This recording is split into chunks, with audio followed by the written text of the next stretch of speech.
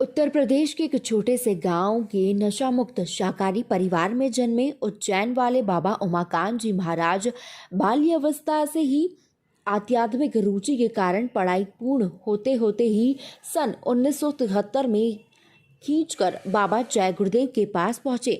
नामदान दीक्षा ली और बाबा जय गुरुदेव जी महाराज के आदेश अनुसार सेवा भजन कार्य में लग गए। थोड़े समय के लिए गुरु के पास रहते तथा बीच बीच में गांव जाकर माता पिता की सेवा करते रहे।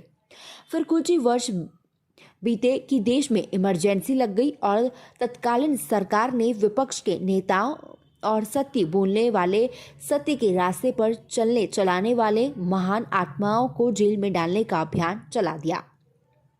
उसमें बाबा जय गुरुदेव जी महाराज तथा उनके भक्तों को जेल में डाला गया। उन्हीं में अहिंसा और सत्य की राह पर चलने वाले, जो उस समय उमाकांत तिवारी के नाम से जाने जाने वाले एक महान आत्मा यह भी थे।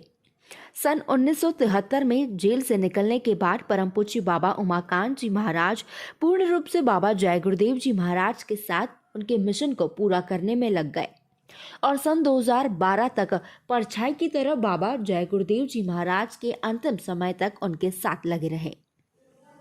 बाबा जय गुरुदेव जी महाराज इस धरती पर मौजूदा समय में देश विदेश में जगह जगह पर इन उज्जैन के बाबा को पत्र लिखकर भेजने लगे।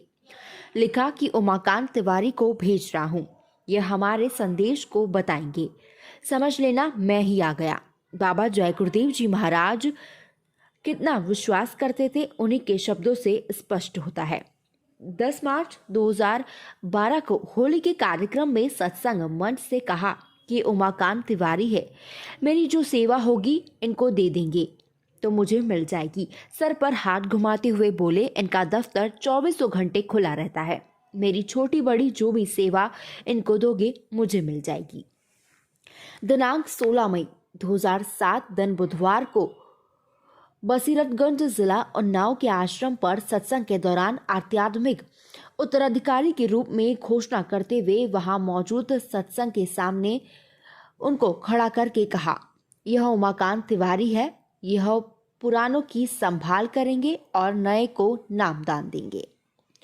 पूरे संत सदगुरु का वचन ही दस्तावेज होता है, इसीलिए उस सुनी हुई रिकॉर्ड की हुई बात को आज भी सच्चे गुरु भक्त मानते हैं।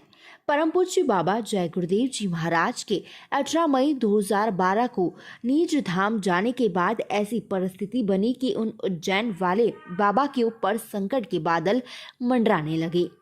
जय गुरुदेव धर्म प्रचारक संस्थान मथुरा के लिखे हुए बायलॉर्ड संस्थान के विधान के अनुसार उमाकांत तिवारी संस्थान के अध्यक्ष नहीं बन जाए, इसीलिए धन पद के लोभी तरह तरह का मुहिम चला दिए। संस्कार के दिन पहले से निर्धारित मंसूबे को लोभी लाचारी लोगों ने जब लागू किया तो संगत भाप गई और विरोध करने लगी। तब शांति के पुजारी बाबा उमाकांत जी महाराज ने लाखों प्रेमियों को मन से शांत करने और गुरु की मौज समझकर जो हो रहा है होने देने के लिए निवेदन किया। तब संगत मानी। फिर उसी दिन से सुबह से प्रेमी बाबा उमाकांत जी महाराज के विचारों के साथ हो गए और आज भी हैं। उनके सहयोग से जनहित और परमार्थ का यह कार्य हो रहा है। 30 मई 2012 को गुरु का कर्म भंडारा समाप्त होते ही खतरा भांपकर परम पूज्य बाबा उमाकांत जी महाराज तुरंत निकल पड़े। उन्हीं के शब्दों में सोचे कि कोई अनहोनी हो जाए, खून खराबा हो जाए, गुरु का नाम बदनाम हो जाए, इसीलिए ध्यान भजन के समय आश्रम छोड़ने का ऐलान करके खाली हाथ निकल पड़ा और रात्रि 2:30 बजे भरतपुर होकर जयपुर आ गए।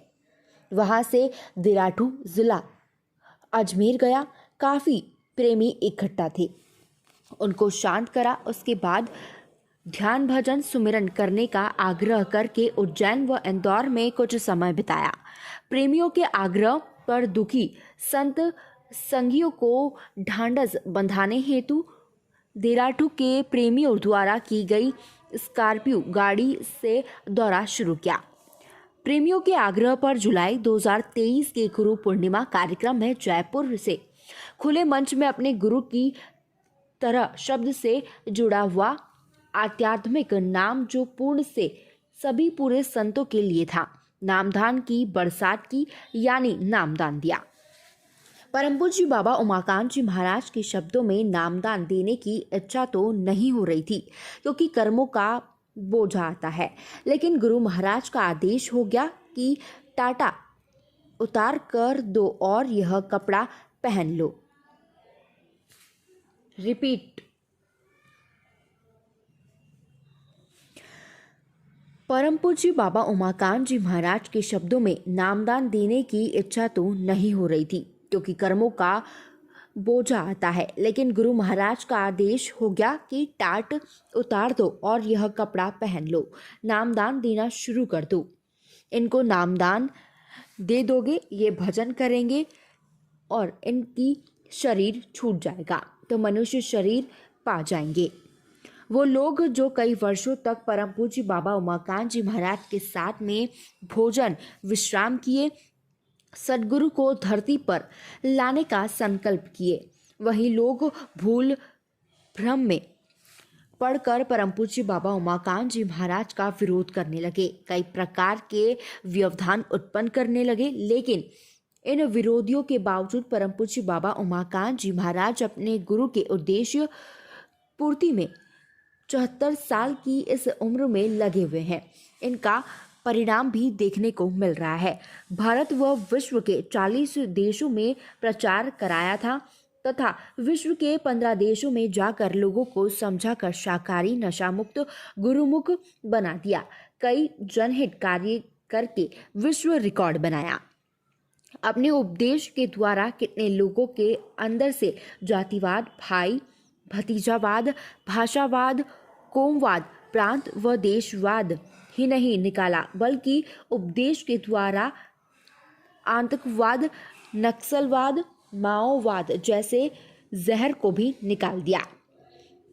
कोई मालूम करना चाहे तो परम पूज्य बाबा जी उमाकांत के बड़े कार्यक्रम में जहां लाखों की भीड़ होती है, उसका प्रमाण मिल सकता है। देश विदेश में आश्रम का भंडारा खुलवाकर भोजन जलपान कराने व असहाय लोगों को कंबल, अर्जित आदि कपड़े की व्यवस्था, छोटे बड़े अस्पताल खुलवाकर निःशुल्क चिकित्सा व दर्जनों निःशुल्क एम्बुलेंस चलाकर तथा बच्चों को प्रोत्साहन राशि व सम्मान प्रस्तुत प्रमाण पत्र वितरण कर दोनों संस्थान द्वारा करवा रहे हैं।